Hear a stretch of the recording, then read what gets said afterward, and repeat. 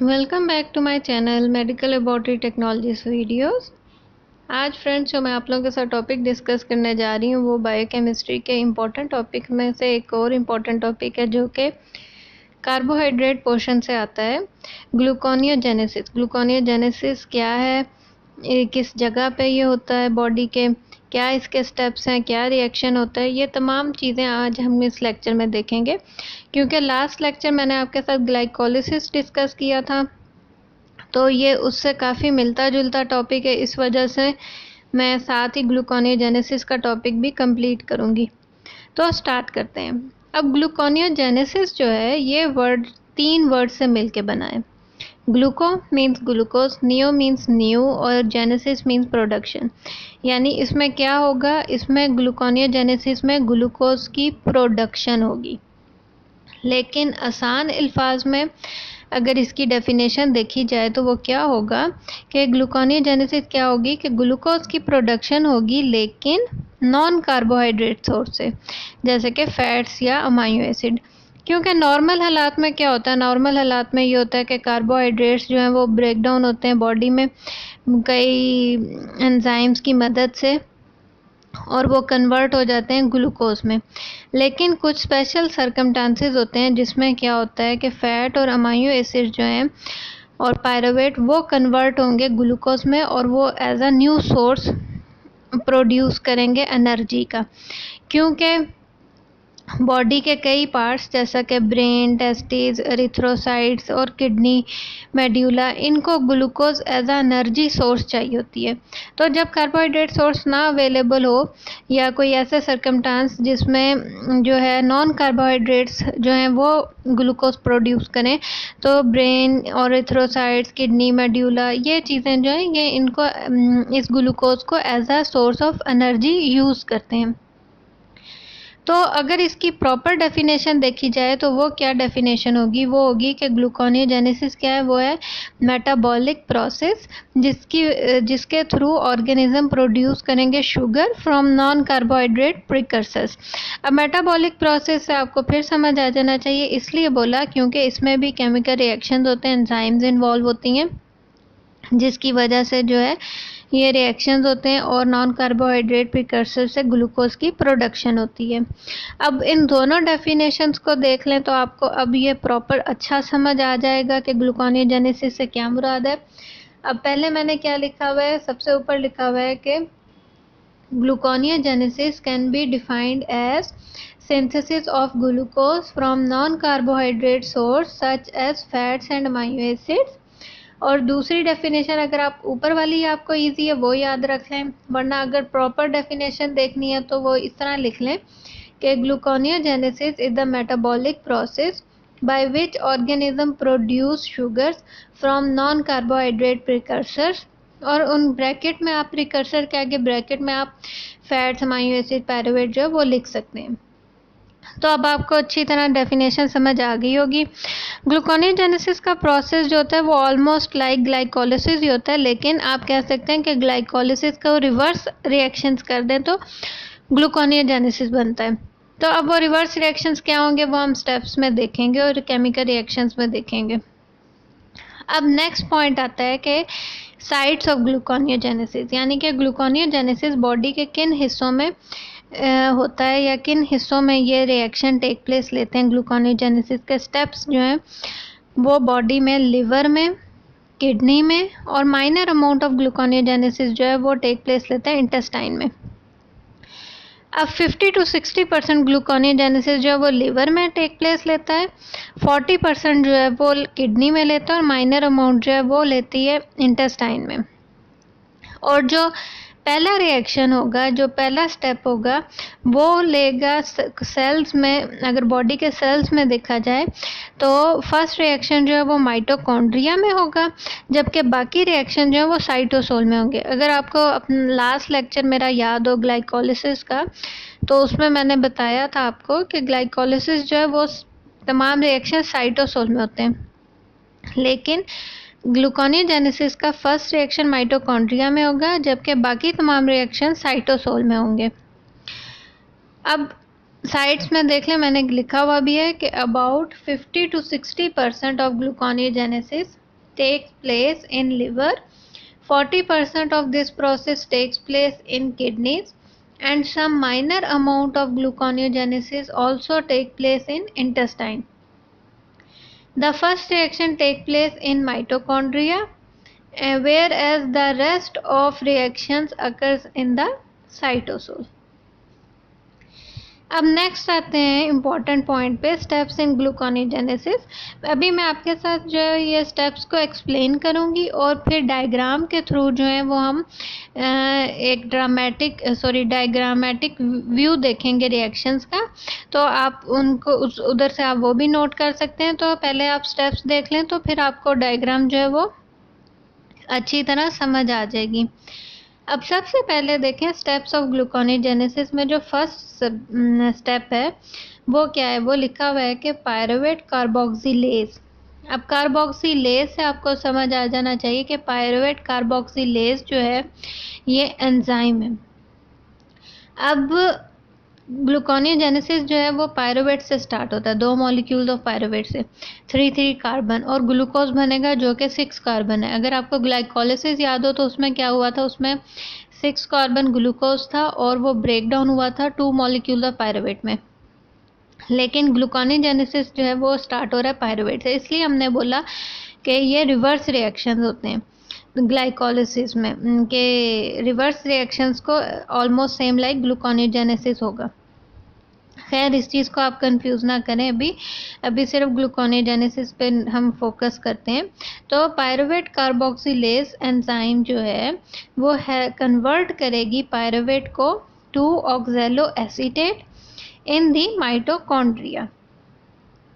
अब मैंने पहले आपको बताया था कि पहला रिएक्शन किधर होगा, माइटोकॉन्ड्रिया में, और वो रिएक्शन क्या हो रहा है, वो रिएक्शन ये हो रहा है कि वो पायरुवेट जो है वो कन्वर्ट हुई है ऑक्सैलो एसीटेट में, किस एंजाइम की मदद से, पायरुवेट कार्बोक्सिलेज एंजाइम की मदद से। अब pyruvate carboxylase converts pyruvate to oxalo acetate in the mitochondria. अब सेकंड स्टेप क्या है, वो ये है कि oxalo acetate is converted to malate और aspartate which travels to cytosol and is reconverted to oxalo acetate. अब क्या सेकंड स्टेप में मैंने बताया कि ऑक्सैलो एसीटेट कन्वर्ट हो जाएगा मैलेट या फिर एस्पार्टेट में, ये दोनों अमाइनो एसिड्स होते हैं, और फिर वो ट्रेवल करेंगे टू साइटोसोल एंड दोबारा वो कन्वर्ट हो जाएंगे ऑक्सैलो एसीटेट में। जैसे हमने साइट्स ऑफ ग्लूकोनेजेनेसिस में भी देखा था कि पहला रिएक्शन सिर्फ जो था वो माइटोकॉन्ड्रिया में था, बाकी रिएक्शन जो थे वो किधर हो रहे थे, साइटोसोल में। तो अब साइटोसोल में ऑक्सैलो एसीटेट पहुंचेगा। अब इस रिएक्शन को मैं आपके साथ थोड़ा और डिटेल में एक्सप्लेन करती हूँ इस स्टेप को। अब देखें पायरुवेट क्या होता है, पायरुवेट जो है ये प्रोड्यूस होता है फ्रॉम लैक्टेट, एलानिन और दूसरे अमाइनो एसिड से, यानी कि नॉन कार्बोहाइड्रेट कंपाउंड है। अब मैंने बताया कि ये कन्वर्ट होगा ऑक्सैलो एसीटेट में किसकी मदद से, पायरुवेट कार्बोक्सिलेज एंजाइम की मदद से। ये एंजाइम जो होती है ये माइटोकॉन्ड्रियल एंजाइम होती है और इसको एटीपी रिक्वायर होता है। अब ऑक्सैलो एसीटेट माइटोकॉन्ड्रिया में बन गया, लेकिन ऑक्सैलो एसीटेट का क्या मुश्किल होती है, ऑक्सैलो एसीटेट जो है वो डायरेक्टली जो है वो माइटोकॉन्ड्रिया मेम्ब्रेन से क्रॉस नहीं कर सकता साइटोसोल में जाने के लिए, तो इस वजह से इसको कन्वर्ट होना पड़ता है मैलेट में या फिर एस्पार्टेट में। उसके बाद ये माइटोकॉन्ड्रियल मेम्ब्रेन को से क्रॉस करता है और फिर दोबारा ये ऑक्सैलो एसीटेट में कन्वर्ट हो जाता है और पहुंच जाता है साइटोसोल में। अब ऑक्सैलो एसीटेट जो है थर्ड स्टेप हम देखें, थर्ड स्टेप में लिखा हुआ है कि फॉस्फोइनोल पायरुवेट कार्बोक्सीकाइनेज। अब ये भी एंजाइम है। फॉस्फोइनोल पायरुवेट कार्बोक्सीकाइनेज जो है वो क्या करती है, वो कन्वर्ट करती है ऑक्सैलो एसीटेट को फॉस्फोइनोल पायरुवेट में।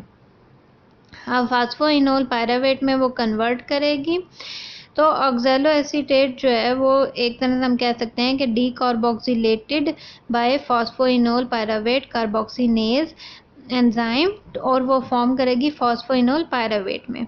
अब इस रिएक्शन को जो रिक्वायर होता है, इस रिएक्शन को यानी कि एक तो एंजाइम यूज़ होगी फॉस्फोइनोल पायरुवेट कार्बोक्सिनेज जो कि कन्वर्ट कर रही है ऑक्सैलो एसीटेट को फॉस्फोइनोल पायरुवेट में, इसके साथ साथ इस रिएक्शन को प्रोड्यूस होने के लिए या इस रिएक्शन को होने के लिए जीटीपी रिक्वायर होता है, एनर्जी सोर्स। अब जीटीपी जैसे आपको एटीपी पता था, एडिनोसाइन ट्राइफॉस्फेट, अब जीटीपी का क्या एब्रिविएशन होता है? जीटीपी होता है गुआनोसाइन ट्राइफॉस्फेट, यानी कि ये इसको एनर्जी रिक्वायर होती है तो ये रिएक्शन टेक प्लेस लेता है। अब आप फोर्थ स्टेप देखें। फोर्थ स्टेप में क्या होता है कि phosphoenol pyruvate forms fructose 1,6 bisphosphate, और ये एक तरह से रिवर्सल रिएक्शन है। ये स्टेप जो है ये रिवर्सल स्टेप है ग्लाइकोलिसिस का। तो फॉस्फोइनोल पायरुवेट कन्वर्ट हो जाएगी fructose 1,6 bisphosphate by the reversal of glycolytic reaction. तो अब 4 स्टेप्स हो गए। अब मैं आपके साथ दोबारा इन 4 स्टेप्स को एक्सप्लेन करती हूँ, फिर हम 5th और 6th स्टेप की तरफ जाएंगे। फर्स्ट स्टेप क्या देखा? फर्स्ट स्टेप देखा pyruvate carboxylase converts pyruvate to oxaloacetate in mitochondria. और second step, oxaloacetate is converted to malate और aspartate which travels to cytosol and is reconverted to oxaloacetate. अब आपको यह स्टेप अच्छी तरह समझ आ गया होगा, आपको पता चल गया होगा कि क्योंकि ऑक्सैलोएसीटेट को क्यों कन्वर्ट होना पड़ा मैलेट और एस्पार्टेट में, क्योंकि ऑक्सैलोएसीटेट जो है वो माइटोकॉन्ड्रियल वॉल को क्रॉस नहीं कर सकती, माइटोकॉन्ड्रियल मेम्ब्रेन को क्रॉस नहीं कर सकती थी, इसलिए उसको कन्वर्ट होना पड़ा। और फिर जैसे ही उसने क्रॉस की साइटोसोल में पहुंचे तो वो दोबारा रिकन्वर्ट हो जाएगी ऑक्सैलोएसीटेट में। थर्ड स्टेप हमने देखा कि फॉस्फोइनोल पायरुवेट कार्बोक्सिनेज वो कन्वर्ट करेगी ऑक्सैलोएसीटेट को फॉस्फोइनोल पायरुवेट में, और इस रिएक्शन के लिए जीटीपी भी रिक्वायर होगा।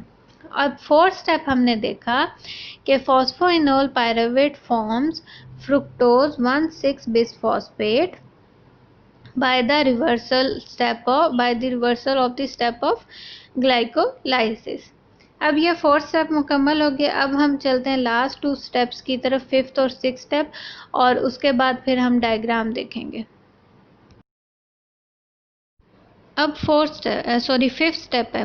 5th स्टेप में क्या होता है कि फ्रुक्टोज 1,6 बिसफॉस्फेटेज, अब फ्रुक्टोज 1,6 बिसफॉस्फेटेज क्या एंजाइम है, ये कन्वर्ट करेगी फ्रुक्टोज 1,6 बिसफॉस्फेट को किस में? फ्रुक्टोज 6 फॉस्फेट में। और उसके बाद क्या कन्वर्जन होगी? उसके बाद कन्वर्ट हो जाएगा ग्लूकोज फ्रुक्टोज 1,6 बिसफॉस्फेट कन्वर्ट करेगी, बिसफॉस्फेटेज कन्वर्ट करेगी फ्रुक्टोज 1,6 बिसफॉस्फेट को फ्रुक्टोज 6 फॉस्फेट में, और फ्रुक्टोज 6 फॉस्फेट जो है वो कन्वर्ट हो जाएगा ग्लूकोज 6 फॉस्फेट में। अब फ्रुक्टोज 1,6 बिसफॉस्फेट जब कन्वर्ट होगा फ्रुक्टोज 6 फॉस्फेट में, तो इस रिएक्शन में एक तो एंजाइम कौन सी इन्वॉल्व है जो कैटालाइज कर रही है? वो कर रही है फ्रुक्टोज 1,6 बिसफॉस्फेटेज। और दूसरा इसमें क्या रिलीज होगा? इसमें रिलीज होगा इनऑर्गेनिक फॉस्फेट, वो रिलीज होगा। अब फ्रुक्टोज 6 फॉस्फेट जो है वो कन्वर्ट हो जाएगी ग्लूकोज 6 फॉस्फेट में। सेम वही एंजाइम आइसोमरेज एंजाइम जो कि ग्लाइकोलाइसिस में यूज हुई थी, सेम एंजाइम जो है वो भी इस रिएक्शन को कैटालाइज करेगी। अब उसके बाद क्या होगा? लास्ट स्टेप में क्या होगा? ग्लूकोज 6 फॉस्फेट जो है वो कन्वर्ट हो जाएगी टू ग्लूकोज, और इसमें भी जो है रिलीज होगा क्या कहते हैं, इनऑर्गेनिक फॉस्फेट। अब ग्लूकोज जो रिलीज होगी वो एंटर हो जाएगी ब्लड में, और ये एंजाइम जो इस रिएक्शन को कैटालाइज कर रही है वो कर रही है ग्लूकोज 6 फॉस्फेटेज। तो आप एंजाइम का नाम जो है रिएक्शन के हिसाब से भी याद रख सकते हैं कि ग्लूकोज 6 फॉस्फेट कन्वर्ट हो रही है ग्लूकोज में, और इस रिएक्शन में फॉस्फेट भी रिलीज हो रहा है, और दूसरा इस रिएक्शन को कैटालाइज कर रही है enzyme glucose 6 phosphatase.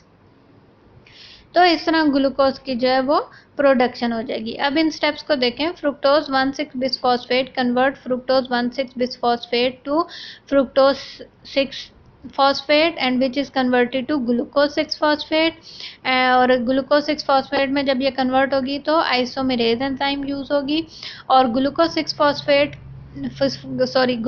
Phosphatase converts glucose 6 phosphate to free glucose which is released into the blood. तो ये अब आप देख लें पायरुवेट से स्टार्ट हुआ और ग्लूकोज की प्रोडक्शन हुई। तो ये तमाम स्टेप्स जो हैं ये इन्वॉल्व होते हैं ग्लूकोनियोजेनेसिस में। अब हम देखेंगे डायग्राम, तो आपको और अच्छी तरह अंदाज़ा हो जाएगा कि क्या स्टेप्स इन्वॉल्व हैं। डायग्रामेटिक व्यू आप देख लें तो आपको ये स्टेप्स भी अच्छी तरह समझ आ जाएंगे। तो अब देखते हैं डायग्राम। अब आप इस डायग्राम को नोट करें तो देखें, रेड एरो जो दिखा रहा है वो दिखा रहा है ग्लूकोनियोजेनेसिस को, और ग्रीन एरो जो है वो स्टेप्स दिखा रहा है ग्लाइकोलाइसिस के। तो अब ग्लूकोनियोजेनेसिस की तरफ हम देखते हैं, नीचे से देखें तो पायरुवेट जो आया वो कहाँ से आया, लैक्टेट से आया। उसके बाद ऑक्सैलो एसीटेट जो है वो माइटोकॉन्ड्रिया से साइटोप्लाज्म में आया तो फॉस्फोइनोल पायरुवेट में कन्वर्ट हुआ। उसके बाद ग्लिसरॉल्डिहाइड 3 फॉस्फेट बना। उसके बाद फ्रुक्टोज 1,6 बिसफॉस्फेट बना, फिर फ्रुक्टोज 6 फॉस्फेट, ग्लूकोज 6 फॉस्फेट, और वो कन्वर्ट हुआ ग्लूकोज में। तो इस तरह जो है ये स्टेप्स होते हैं। आप दूसरी तरह स्टेप्स भी याद कर लें, डायग्राम भी देख लें, तो आपको जो है वो अब अच्छी तरह आइडिया हो गया होगा। इस डायग्राम को देख लें, स्टेप्स को देख लें, तो आपको ग्लूकोनियोजेनेसिस की अच्छी तरह समझ आ जाएगी। और जब आप दोनों को कंबाइन देखेंगे, ग्लाइकोलाइसिस को 2-3 दफ़ा देखें, ग्लूकोनियोजेनेसिस को 2-3 दफ़ा देखें, तो आपको जो है आइडिया हो जाएगा इन तमाम स्टेप्स का, इन तमाम रिएक्शंस का। तो आई होप कि आपको ये लेक्चर अच्छी तरह समझ आ गया होगा, ग्लूकोनियोजेनेसिस से क्या मुराद है, और ये भी डिफरेंस समझ आ गया होगा ग्लाइकोलिसिस में क्या होता है, ग्लूकोनियोजेनेसिस में क्या होता है। फिर मिलेंगे एक नए लेक्चर के साथ, तब तक अपना बहुत ख्याल रखिए। अगर कोई भी कमेंट हो इस लेक्चर के मुतालिक तो आप कमेंट्स में लिखिए। अगर आपको वीडियो अच्छी लगे तो लाइक का बटन प्रेस करके अप्रिशिएट करिए। Thank you so much.